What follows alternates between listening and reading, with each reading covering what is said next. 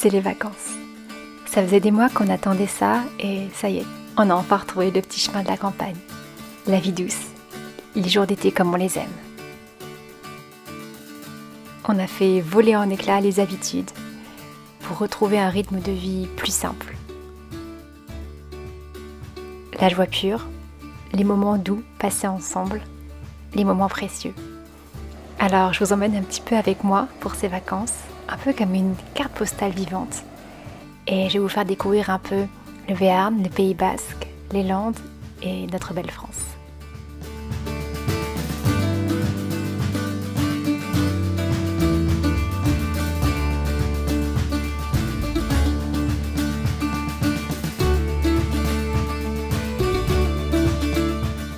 L'été pour moi c'est la liberté retrouvée, les grandes balades à vélo, les visites, les fleurs, les champs, la douceur de vivre.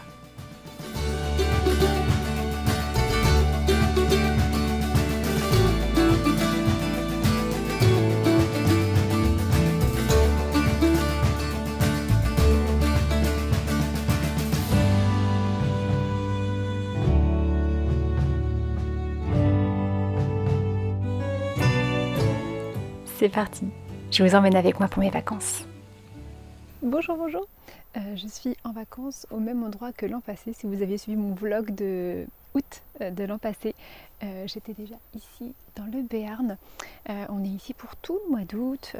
On va faire plein de choses durant le mois, mais nous avons retrouvé la maison de la campagne, le petit chemin qui mène à la rivière. Je suis très heureuse d'être en vacances. L'année a été assez intense pour moi, donc ça fait toujours du bien de se retrouver ici, d'enfin pouvoir se déposer, même si je vous avoue qu'en réalité j'ai quand même pas mal de travail, puisque avec l'éditeur on est en train de travailler sur la maquette du livre de Yule, ce qui fait que ça me donne un petit peu de travail supplémentaire avant d'être complètement en vacances. J'essaye de trouver un petit peu de temps entre les temps que je passe à travailler et le temps que je passe vraiment à profiter des vacances, en espérant que ce sera vite fini pour que je puisse complètement être en vacances. Là il y a un petit chien qui me suit partout, c'est trop mignon, je vais vous le montrer.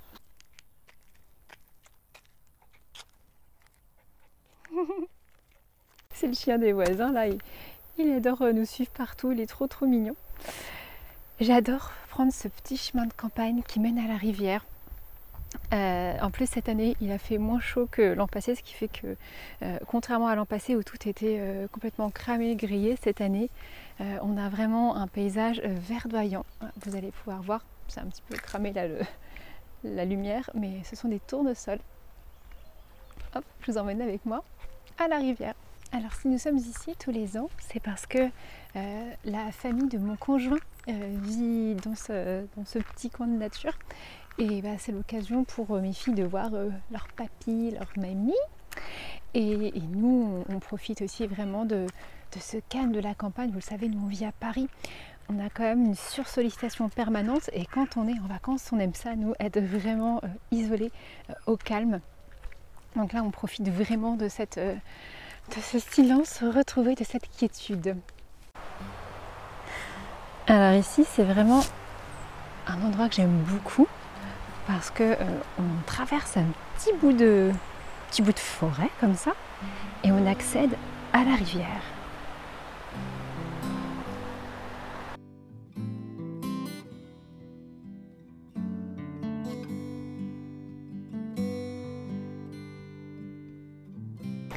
C'est toujours tellement ressourçant de venir ici. L'eau est très froide pour tout vous dire, mais c'est aussi cette fraîcheur, je trouve, qui donne son côté ultra purifiant à la rivière. C'est toujours comme un nouvel an pour moi, je vous l'avais déjà dit dans la précédente vidéo, mais à chaque fois que je me mets dans cette rivière, j'ai la sensation que c'est le départ de ma nouvelle année. Que tout ce qui s'est passé l'an passé est emporté par la rivière et que ça initie un nouveau cycle.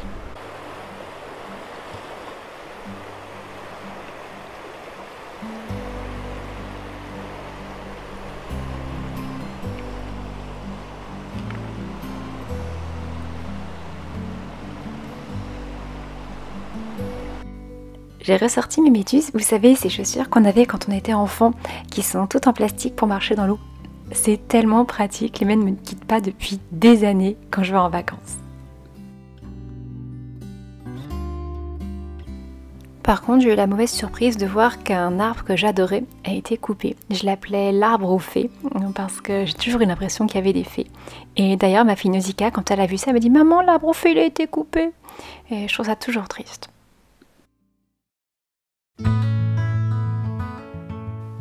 Pendant nos vacances, on en profite pour faire toutes sortes d'excursions. Alors on prend la voiture et on explore la région.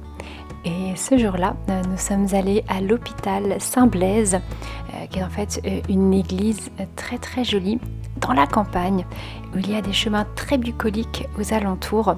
Mes filles adorent visiter des églises comme moi, je crois que je leur ai transmis ma passion. Et là, il y avait en plus un son et lumière à l'intérieur. On en a profité ensuite pour faire une belle balade aux alentours, où il y avait une forêt, des chemins de campagne, vraiment poétiques. C'était un moment magique, presque hors du temps.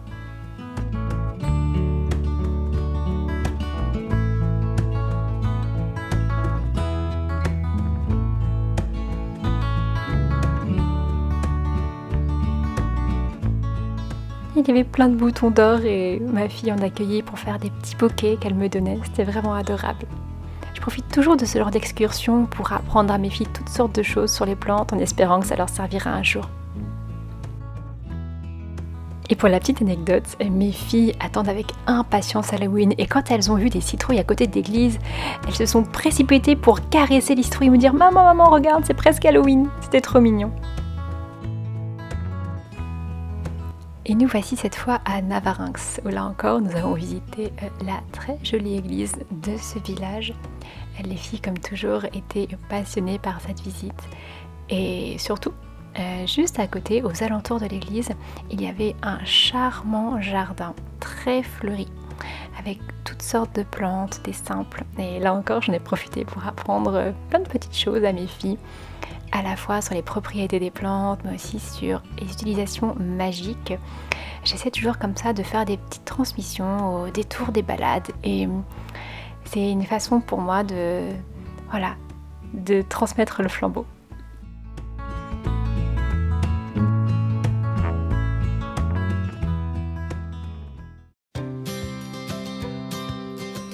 Nous voilà cette fois à Pau où nous avons passé plusieurs jours pour explorer la ville et ses richesses. C'est pas la première fois que je venais à Pau, mais c'est la première fois que je l'explorais autant. L'avantage de Pau, c'est qu'on a une vue comme ça sur les Pyrénées et qui est absolument magnifique. On se sent vraiment pas enfermé, c'est une ville à taille humaine avec beaucoup de charme et c'est aussi une ville qui a l'avantage d'être très végétalisée, je trouve.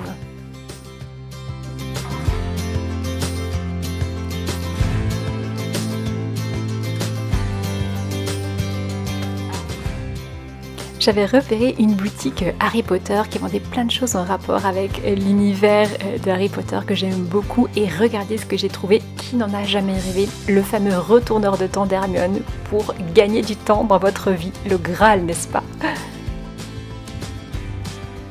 Nous avons visité le château de Pau, dont vous savez peut-être que la figure principale c'est le roi Henri IV.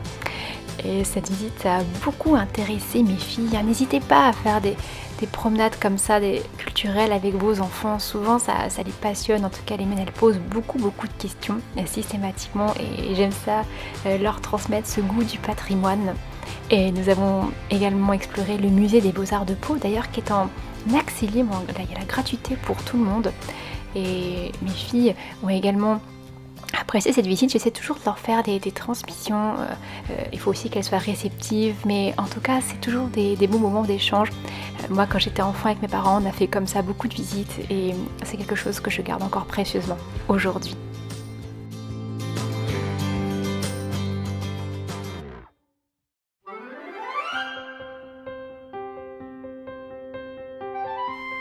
Et je vous disais que Pau est une ville très végétalisée et c'est un aspect de la ville que je trouve extrêmement agréable. Aux alentours de la ville et même à l'intérieur de la ville, il y a comme des morceaux de forêt comme ça dans lesquels vous pouvez vous promener. D'ailleurs, si vous habitez dans le coin, c'est vraiment parfait pour faire toutes vos cueillettes magiques. D'ailleurs, j'ai vu des beaux spécimens de champignons, ça sent déjà l'automne, on le sent, on est déjà à mi-août passé. Et il y avait évidemment du hou, des baies. et où il y a tout ce qu'il faut pour les sorciers et les sorcières qui ont besoin de choses pour leur sortilège. N'hésitez pas, quand vous êtes comme ça en forêt, vous pouvez prélever juste ce dont vous avez besoin, mais tout est à disposition dans ce coin-là.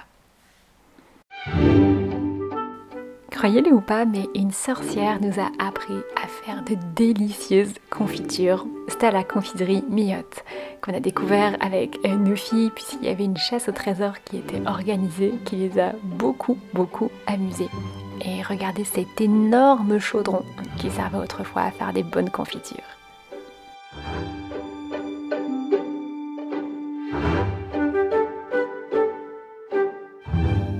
Et bien sûr, on est reparti avec la confiture recette de sorcière qui est délicieuse, soit dit en passant.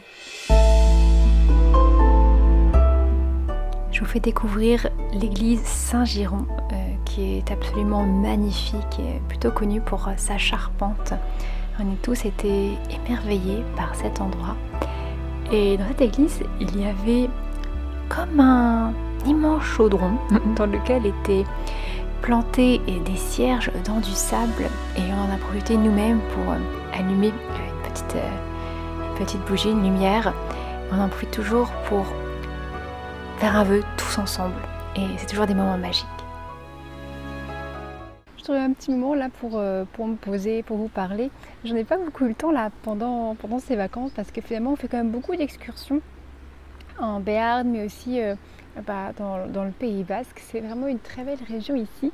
Et d'ailleurs c'est trop mignon parce que je vous partage un petit peu des petits fragments de mes vacances sur Instagram, et vous êtes vraiment beaucoup à m'envoyer des messages en me disant « Ah mais j'habite ici, c'est trop bien, oh là là, j'aurais adoré te voir » et tout. C'est vrai que à chaque fois que je vais quelque part, je me dis « Ah mais ce serait l'occasion peut-être de vous rencontrer un jour », mais c'est vrai que là je suis en vacances du coup avec ma famille. Ça s'y prête pas beaucoup, mais je tenais vraiment à vous remercier pour tous les conseils que vous m'avez donnés pour des visites. Ça m'a donné vraiment plein d'inspiration et des choses que j'aurais pas du tout imaginé faire, ou des lieux que je connaissais pas. Donc voilà, merci à tous pour toutes vos suggestions de visites au Pays Basque et du côté voilà, de Pau, du Béarn. On revient de Pau justement. On a passé un très chouette séjour. On a visité, vous avez vu le château, on est allé au musée des Beaux-Arts, on a fait beaucoup de choses. Pau, c'est vraiment une ville que je trouve assez agréable, très mignonne. J'ai l'impression qu'il y a aussi beaucoup d'appartements, maisons un petit peu abandonnés comme ça. Je ne sais pas pourquoi, mais en tout cas c'est vraiment un joli endroit. J'ai beaucoup aimé l'intérêt que mes filles ont porté de manière générale à toutes les visites qu'on a fait. Alors mes filles, de manière générale, elles portent de l'intérêt aux visites, c'est-à-dire qu'elles adorent visiter les églises, ça je vous en avais déjà parlé. Elles sont comme moi, enfin moi, dès que je vois une église, je les rentre systématiquement. Elles aussi, elles me disent maman, on va visiter l'église. Et elles les visitent vraiment avec passion. Elles regardent vraiment les détails, elles me posent des questions sur ce qu'elles voient, les images qui sont représentées. Donc j'essaye de leur apporter des éléments de réponse voilà, concernant ce que c'est qu'une religion. En fait c'est pas facile, voilà, mes filles elles ont quand même 6 ans et 4 ans et demi, à apporter des éléments de réponse qui soient compréhensibles par elles sans que ce soit trop différent, sans trop tronquer la réalité. C'est un vrai défi pour les parents. Et d'ailleurs quand on est allé au château de Pau, dans la librairie du château, il y avait un livre que j'ai acheté d'ailleurs qui s'appelle « Histoire de la sorcellerie ». Le voilà. Et vous voyez sur cette couverture, en fait, on voit un épisode de la chasse aux sorcières, voilà, où une femme est brûlée vive. Et donc ce livre, voilà, il était posé parmi d'autres dans la librairie, et il a frappé l'attention de ma petite fille Louve, alors que moi j'avais même pas encore remarqué ce livre. Et elle me dit « Mais maman, qu'est-ce qui se passe? Pourquoi la dame est dans les flammes ?» Et j'ai dû expliquer à ma fille ce qui s'est passé à l'époque de la chasse aux sorcières. Alors, autant vous dire que expliquer cet épisode de l'histoire très sombre à une enfant de 4 ans et demi, c'est une gageure. Ça l'a beaucoup frappé l'esprit. Elle m'a vraiment posé beaucoup de questions sur tout ça, sur cette image qui l'intriguait beaucoup. D'ailleurs, vous voyez, j'ai même acheté le livre. Il est de Colette Arnoux. Elle est docteure à l'université de Panthéon-Sorbonne. Ce livre a l'air vraiment formidable, j'ai hâte de le lire. Et voilà, ma fille Louve, elle m'a posé énormément de questions sur mais pourquoi on brûlait ces femmes, pourquoi on les appelait des sorcières. Enfin, c'est important pour moi de parler de toutes ces choses à mes filles parce que, voilà, elles savent que leur maman pratique la sorcellerie. Moi, ça me demande envers elles de déconstruire une image de la sorcière qui est véhiculée de manière générale dans les livres pour enfants, de façon plutôt négative. Et de savoir que dans l'histoire, la vraie histoire de l'humanité, par les histoires de contes de fées, la sorcellerie a été perçue très négativement et que les femmes en ont fait les frais. C'est important d'en parler et de trouver les bons mots avec les enfants. Donc voilà, c'est tout un défi quand on est parent et qu'on pratique ce type d'art. J'imagine que si vous aussi vous êtes confronté à cela, ça doit être tout un challenge. Mais j'aime bien ça, essayer de trouver les mots pour qu'elles comprennent sans qu'en même temps ce soit traumatisant, voyez. Et après de l'entendre retranscrire ce que je lui ai dit avec ses propres mots, je sais pas, vraiment moi ça me fait de l'émotion. Voilà, là on est de nouveau dans le Béarn, il fait très très chaud pour tout vous dire. Heureusement, les maisons ici, je trouve, sont bien faites de façon à ce qu'on ne ressente pas trop la chaleur en intérieur. Mais c'est vrai qu'il fait fort chaud. Mais vous savez, moi j'aime bien ça l'été. Dans la communauté sorcière païenne ésotérique, je trouve que l'été est une saison qui est fort décriée parce qu'on est beaucoup à préférer l'automne. Moi aussi, l'automne est ma saison de cœur. Mais j'apprécie vraiment l'été. Alors certes, il fait peut-être un peu trop chaud, mais j'apprécie la saison claire et j'apprécie surtout en été le temps retrouvé. Et c'est vraiment ça, à mon sens, le cœur de l'été, c'est le temps retrouvé. Je trouve que de manière générale, le reste de l'année, on est pris dans des horaires, dans les contraintes horaires. Moi, je le vois beaucoup avec mes filles. Allez, le matin, on se lève, allez, on prend le petit déjeuner, on met les chaussures, on se lave les dents. On est toujours un petit peu là dans ces horaires très très contraints.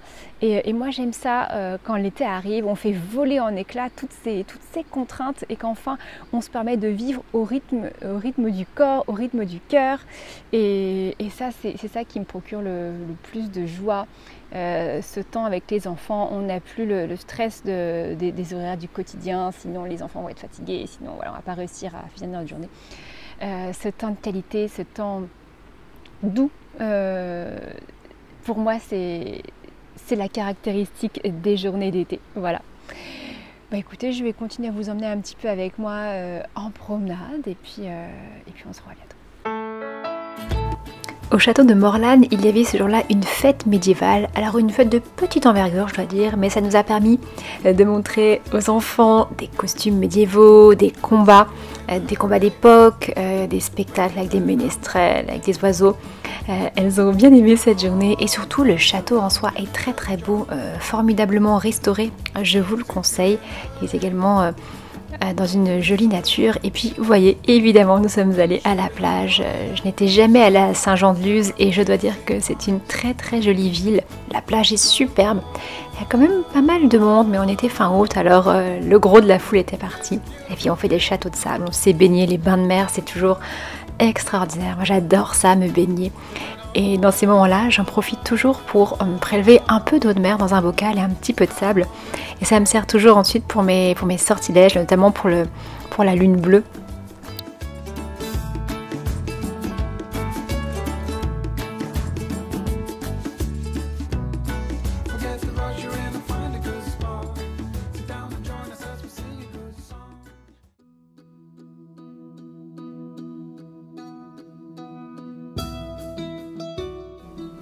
Par une journée brumeuse, nous avons traversé la frontière espagnole pour aller du côté basque espagnol jusqu'à la ville de Zugarramurdi que l'une d'entre vous m'avait indiqué.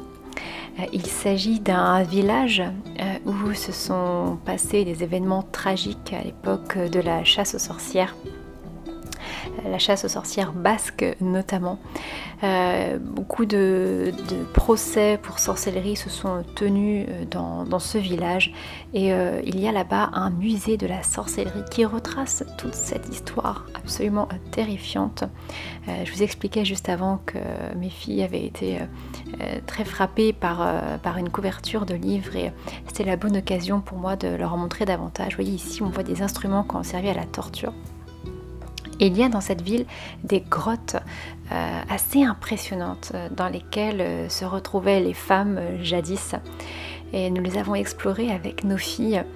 Ça n'a pas été évident pour moi de parler de tout ça en trouvant les bons mots. Et d'ailleurs, Nausicaa m'a dit à l'issue de cette visite, tu sais maman, peut-être qu'on ne devrait pas dire qu'on est des sorcières.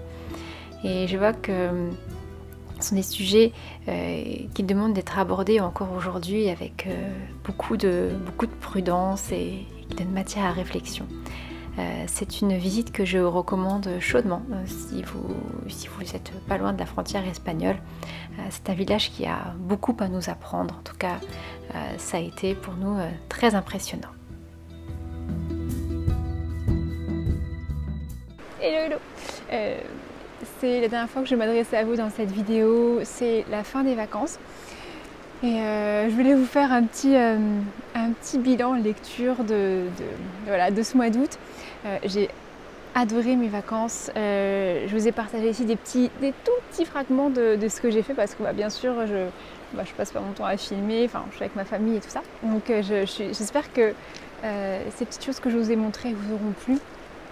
Ici, ça sent vraiment l'automne déjà. Là, la rivière a gonflé, c'est énorme. On voit dans les arbres que les teintes commencent à changer. Ça sent vraiment l'automne. Et je ne vous cache pas que je ressens pas mal d'anxiété avec cette rentrée parce que il y a beaucoup de choses qui m'attendent avec la sortie du livre, tout ce que ça implique en termes d'événements autour de tout ça.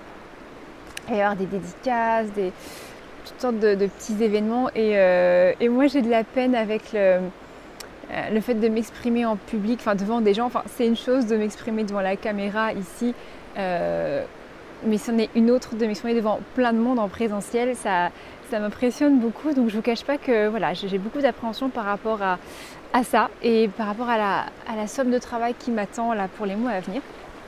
Mais c'est aussi très excitant. J'en profite pour faire un petit bilan lecture de mon mois d'août parce que j'ai lu quelques petites choses à droite à gauche dont j'aimerais vous parler. D'ailleurs, il n'y a eu aucune fausse note dans mes lectures.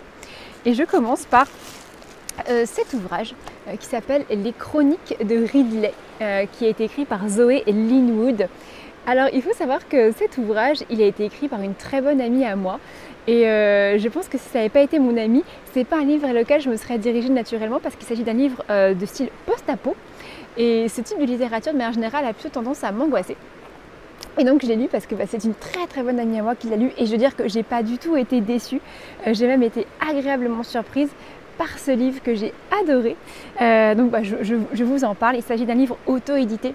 C'est pas souvent que je parle de choses en auto-édition, enfin si ça m'arrive, mais souvent j'ai un petit peu d'appréhension sur le fait que ce soit des livres qui soient pas suffisamment achevés, aboutis.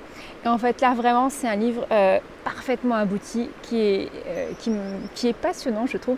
Alors c'est un livre de style young adulte, donc il s'adresse aussi bien à des adolescents qu'à un jeune public, mais aussi moi j'aime beaucoup la littérature young adulte, hein. Je suis plus une adolescente, mais c'est un type de littérature que j'aime beaucoup. Et donc dans cet ouvrage, on va faire la reconnaissance de Ridley, qui est une jeune fille de 17 ans.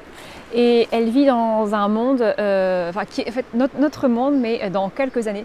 Les choses ont mal tourné, les épidémies, les gouvernements corrompus, les catastrophes écologiques font qu'en fait il ne reste plus que 5000 habitants sur Terre.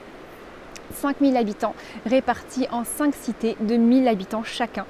Pas plus, pas moins. Ce qui fait que pour qu'il y ait une naissance, il faut qu'il y ait un décès. Oui. Et ces cités sont gouvernées par des personnes, on ne sait pas trop qui c'est, mais en tout cas les choses sont très réglementées. Il n'y a plus que 5 catégories de métiers. Et les jeunes qui restent, quand ils ont 17 ans, sont appelés et donc ils doivent subir des épreuves pour savoir dans quelle catégorie de métier ils vont être assignés. Et donc on suit cette jeune fille Ridley qui elle est appelée justement et qui va subir ces épreuves et également se confronter à ce monde contre lequel elle est en rébellion. C'est un livre que j'ai beaucoup aimé, je trouve qu'il est très très bien écrit. Je vous l'ai dit souvent, moi ce type de livre m'angoisse un peu, mais là vraiment je me suis laissée prendre dans cette histoire. C'est intelligemment écrit, c'est bien écrit d'ailleurs. Il y a pas de coquilles, très très peu, 3-4 j'en ai retrouvé, donc vraiment c'est pour un livre en auto-édition, c'est incroyable. L'histoire vraiment je trouve est saisissante puisque elle est tout à fait probable. Moi, quand j'ai lu ce livre, je me suis dit, mais oui, en fait, ça pourrait être nous dans quelques années, vu la façon dont les choses évoluent dans ce monde complètement fou. C'était complètement probable. Et c'est ça que j'aime bien parfois dans les choses un petit peu post-apo. Je ne regarde pas beaucoup, j'en lis pas beaucoup. Mais c'est ce côté où, ah oui, en fait, c'est probable parce que la façon dont les choses sont enclenchées aujourd'hui, ça pourrait donner ça. Voilà, donc écoutez, je vous recommande vraiment les chroniques de Ridley, de Zoé Linwood. Je vous mettrai toutes les références en barre d'infos. J'essaierai d'en reparler ces prochains temps parce que vraiment c'est un joli petit coup de cœur pour moi. Durant ces vacances, j'ai également lu Hestia, la déesse des foyers de Niena Aloui. Alors Niena, c'est pareil, je la connais bien, vous allez me dire que j'ai un parti pris. Mais alors Niena, elle faisait partie comme moi des derniers auteurs Alliance Magique avant la liquidation judiciaire. On a beaucoup sympathisé, c'est devenu une amie. Et je voulais vous parler de son ouvrage Hestia que j'ai beaucoup aimé. C'est un petit ouvrage comme ça, donc ça se lit très facilement. Alors que vous soyez des païens avec une forme de ferveur pour la mythologie grecque, ça va vous plaire. Mais alors moi, par exemple, je ne suis pas du tout dévote d'Hestia ou quoi que ce soit, mais j'ai beaucoup de curiosité de manière générale pour les différents panthéons. Et j'ai appris plein de choses grâce à Niena sur Hestia, qui est une déesse que je connaissais très peu et que j'ai eu beaucoup de plaisir à lire. D'ailleurs, c'est un ouvrage que je trouve vraiment chouette pour l'automne. Il fleure bon l'automne, hein, cet ouvrage. On parle de magie des foyers, de cuisine rituelle, de tout ce qui est lié à notre chez-soi. J'ai aimé la prudence avec laquelle Niena a écrit ce livre. Elle affirme jamais rien, Niena, voilà, elle dit voilà, moi voilà ce qu'on trouve dans les textes, voilà ce que moi je pratique avec la déesse Hestia. Elle dit jamais, voilà, les choses sont comme ça. Elle vous propose des choses, elle vous partage son expérience et puis après vous en faites ce que vous voulez. Moi j'ai vraiment beaucoup aimé cet ouvrage. L'écriture est assez poétique, j'ai aimé ça avec Niena. Il est joliment illustré. Alors la couverture est merveilleuse, comme vous pouvez le voir. Donc voilà, Hestia, déesse des foyers, c'est un ouvrage que je vous recommande chaudement pour cet automne. Pendant ces vacances, j'ai également lu Anne de Windy Willow de Lucy Maud Montgomery. Vous savez que j'adore Anne Wisany, Anne au pignon vert de cette autrice. Donc je ne sais pas combien il y a de tomes, il y en a peut-être 8 ou 9. Ça c'est le 4 ou le 5e. J'ai un doute. Je les lis au fur et à mesure, plutôt pendant mes vacances. J'adore cet univers de Anne. D'ailleurs, si vous n'avez pas vu la série Anne Wisany, mais vraiment allez voir cette série, elle est incroyable. C'est d'une poésie extraordinaire.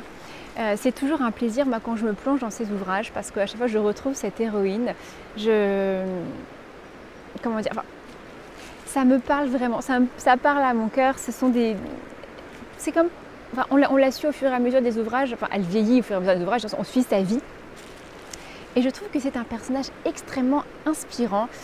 Pour ceux qui ne connaissent pas l'histoire de Anne, on la rencontre dans le premier volume, c'est une orpheline, elle est adoptée par une famille au Canada, sur l'île au Prince-Édouard. Et donc elle a la particularité, cette petite fille, de transformer la vie des gens autour d'elle simplement par sa façon d'être. C'est une petite fille qui est très enjouée, très spontanée, très naturelle, a une forme de magie comme ça dans le contact humain. Et de prime abord, elle peut paraître un peu étrange. En réalité, elle possède des qualités relationnelles, des qualités de cœur qui sont vraiment extraordinaires et qui créent une forme de magie autour d'elle. Donc voilà, ce volume-là était formidable comme tous les autres, bien que je pense que je préfère les tout premiers où elle est plus petite parce que là elle est adulte dans ce tome-là. Mais j'ai adoré retrouver cette héroïne, la plume de l'autrice qui est extraordinaire. Elle a un don pour les descriptions de paysages et des saisons qui passent, d'une poésie extraordinaire.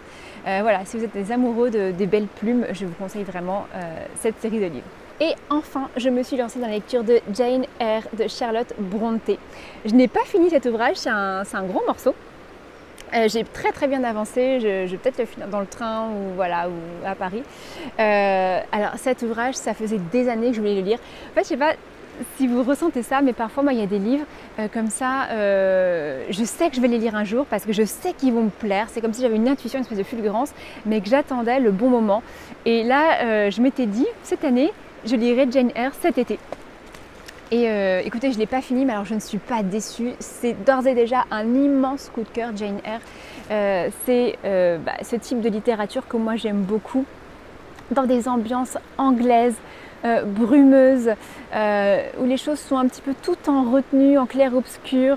Ça me fait un peu penser, Jane Eyre, à des films de Jane Campion, si vous voyez un peu ce que je veux dire, où les choses sont suggérées, toujours dans des ambiances un peu grises comme ça, mais très poétique, avec une forme de mélancolie. Je me régale avec cet ouvrage, avec ce personnage de Jane Eyre qui est extrêmement riche. Pour la petite histoire, voilà, le pitch Jane Eyre, c'est, on commence le livre, elle est petite, elle n'a plus de famille, elle est élevée par une tante qui ne l'aime pas du tout d'ailleurs et qui finit par l'envoyer en pension. Et donc elle est élevée un peu à la dure, hein, on va pas se mentir, dans une forme de sobriété extrême, et elle finit par devenir maîtresse, on dit gouvernante, et elle est intégrée dans une famille où elle va avoir la charge d'éduquer une petite fille. Et dans ce domaine vit le père de cette petite fille, et va se créer un lien entre Jane Eyre et le papa de cette petite fille, Adèle. Et c'est cette relation que l'on explore avec tout le paysage intérieur de cette Jane Eyre qui, bien qu'elle ait été élevée dans une forme de sobriété, a une fulgurance intérieure extraordinaire. Je ne vous en dis pas plus. Jane Eyre, je crois que c'est un livre à lire dans une vie, à lire et à relire d'ailleurs. Je suis encore en cours de lecture, mais je savoure cette lecture. Voilà, écoutez, je vais arrêter là ce vlog. J'espère que vous avez passé un bon petit moment avec moi pour ces vacances du mois d'août. C'est la rentrée, je vous souhaite le meilleur pour ce mois de septembre, que votre rentrée soit pleine d'enthousiasme et que vos projets prennent vie. Ciao ciao!